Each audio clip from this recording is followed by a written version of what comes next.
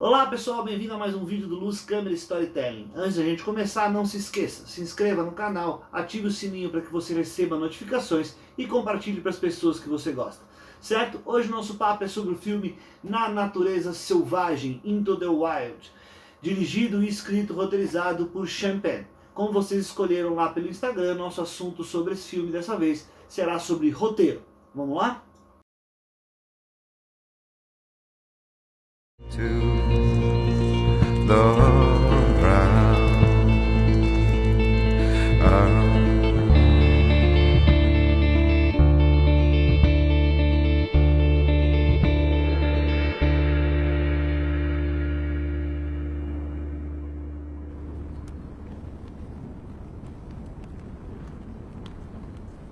Esse filme é baseado num livro escrito pelo jornalista Jon Krakauer, que escreveu o livro sobre a história real de Christopher McCandless, que é a história sobre quem esse filme se passa. Ou, se vocês preferirem, a gente pode chamá-lo de Alexander Supertramp, que é depois que ele abandona sua família, como ele prefere, é o nome que ele divulga, como ele gosta de ser conhecido. E pra gente começar, vamos falar um pouquinho sobre a história desse filme.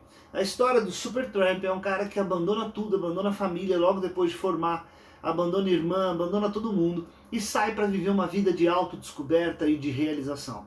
É um cara que está completamente saturado, desvinculado do que a sociedade emprega para ele, ou espera dele, ou impõe para ele. E ele quer se livrar de todas essas coisas. Toda essa questão do poder capitalista, do dinheiro, das obrigações. Então ele sai em busca de liberdade, de realização. E ele parte para uma viagem, para uma jornada, em cima desses conceitos, em cima dessa busca que ele tem. Falando um pouquinho sobre o roteiro, sobre como Sean Penn adapta esse livro e traz essa história para nós dentro desse roteiro, gosto muito de, ao mesmo tempo, a gente criar uma empatia muito grande por esse protagonista, mas sem romantizar demais o fato de ele ter largado e abandonado tudo. Porque a gente vê que os pais dele sofrem muito ao longo desse processo, por piores que os pais deles tivessem sido ou falhado na sua educação. A gente vê o resultado de um filho que sai de casa e não avisa, não deixa um recado, nunca liga, nunca entrou em contato e desaparece. E isso vai dissolvendo, vai ruminando a família por dentro. Inclusive da sua própria irmã, que sempre o apoiou, sempre o entendeu. A partir de um certo momento começa a pensar realmente no que o irmão estava fazendo, no que ele realmente acreditava. E esse aspecto de não romantizar que eu estava falando é exatamente para a gente entender os dois lados da moeda de uma pessoa que sai de casa como ele saiu. Mas vamos tentar entender um pouquinho da estrutura desse roteiro. Primeiro, ele é um roteiro não linear, certo? Ele é um roteiro que não segue a linha do tempo comum. A gente tem vai e volta no tempo a todo momento dentro desse filme. Por exemplo, a gente começa com ele quando ele acha um ônibus mágico, e depois a gente volta, o filme volta explicando todo o caminho dele até a chegada desse ônibus. E então o filme ele vai intercalando de forma não linear, quer dizer, quebrando a linha do tempo, indo e voltando no tempo sobre a tentativa dele de sobreviver naquela região do Alasca, no ônibus que ele acha, e a sua jornada até chegar nesse ponto. A gente vai fazendo essa quebra o tempo todo, por isso que a gente fala que o filme tem um roteiro não linear. E todo esse caminho pelo que ele passa, no roteiro ele usa uma muleta narrativa, digamos assim, que é dividir as fases por capítulos. Então ele tem o capítulo 1, né, que é o renascimento, o nascimento, capítulo 2, que é a adolescência, e depois vai a fase adulta, a família, a fase final, enfim, são 4, 5 capítulos que ele divide a história aí, para demarcar o desenvolvimento do personagem na sua caminhada, na sua jornada. E quem vive, né, eu não falei dele ainda, quem vive esse personagem aí, o protagonista dessa história é o Emile Hirsch, que ainda não tinha feito nenhuma grande produção até então, até pegar esse filme, sendo escalado por Sean Penn aí para fazer o Supertramp. Depois ele fez algumas outras coisas. Eu gosto muito de um filme de comédia dele, que é o Show de Vizinha, mas enfim, ele não é um não era, pelo menos até então, um ator muito conhecido, muito reconhecido dentro dos meios, dentro de Hollywood. E ele desempenha um excelente papel na pele do Alex Supertramp. Ele chegou a emagrecer 18 quilos para fazer esse personagem. A mudança física e emocional dele ao longo da jornada é muito bem desenvolvida no roteiro e muito bem interpretada pelo Emily. E o Champagne, como excelente ator, consegue também conduzir seus atores super bem, né?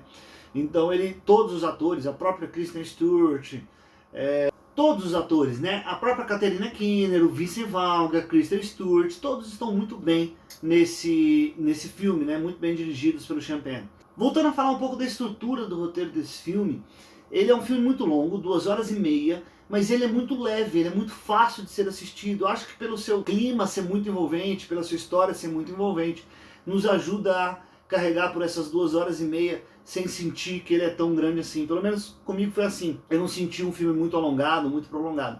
Mas, sabiamente, o Champagne, na hora de montar esse roteiro, ele monta ele em vários núcleos, numa estrutura que funciona muito bem para carregar o filme durante muito tempo. Primeira coisa, só uma curiosidade, esse filme ele foi gravado em locações reais, ele não foi gravado em estúdio. Então, inclusive o próprio ônibus, né? O ônibus mágico lá no Alasca que ele encontra. Tudo gravado em locações reais, por onde realmente, quem viveu realmente a história, né? O Christopher vivenciou isso tudo, então ele foi passando pelas locações. Mas por que eu estou falando isso? Porque conforme ele avança nessas locações, conforme ele avança, a história avança, ele vai formando vários núcleos. Por mais que o Alex, ele não se sentia, ou ele não era ligado à família, e ele queria cada vez, por mais que ele se ligasse muito às pessoas, ele sempre procurava muito a solidão. Quando ele começava a criar afeição demais por alguém, ele caía fora e seguia o rumo dele, né? Sem criar muitas raízes por qualquer lugar que ele passava. E com isso, o que ele fez? O filme ele é dividido em vários grupos, em várias sequências, onde ele desenvolve todo um relacionamento com os personagens. Então tem várias famílias nesse processo, né? Os próprios ciganos, digamos assim, os amigos deles do trailer, onde é um dos que ele desenvolve mais afeição. Na canoagem, que ele tem um breve encontro, mas rola uma química muito grande com os 2 turistas que estavam lá oferecendo cachorro quente para ele, enquanto ele estava, enfim, eles todos explorando os Estados Unidos, né? Temos o cara que emprega ele na colheitadeira, que também desenvolve uma relação muito forte, grande com ele, até ele ser preso, enfim, até o chefe dele ser preso e ele partir para a próxima. Temos o velhinho do final, onde ele propõe adotar o Supertramp, né? Ele propõe adotar o cara, e ele fala assim, quando eu voltar do Alasca a gente conversa sobre isso. Então ele desenvolve vários núcleos familiares e várias micro histórias ao longo de toda a jornada que ele vivencia em 2 anos, né? Que é o tempo quando ele sai de casa até o final dessa sua jornada. Então, nisso, a gente vai se ligando a cada uma dessas histórias e o tempo passa de uma forma muito mais leve, muito mais tranquila para quem está assistindo esse filme, certo? E uma outra coisa muito interessante também sobre o roteiro é a forma com que ele nos conta toda a história através de voice-over.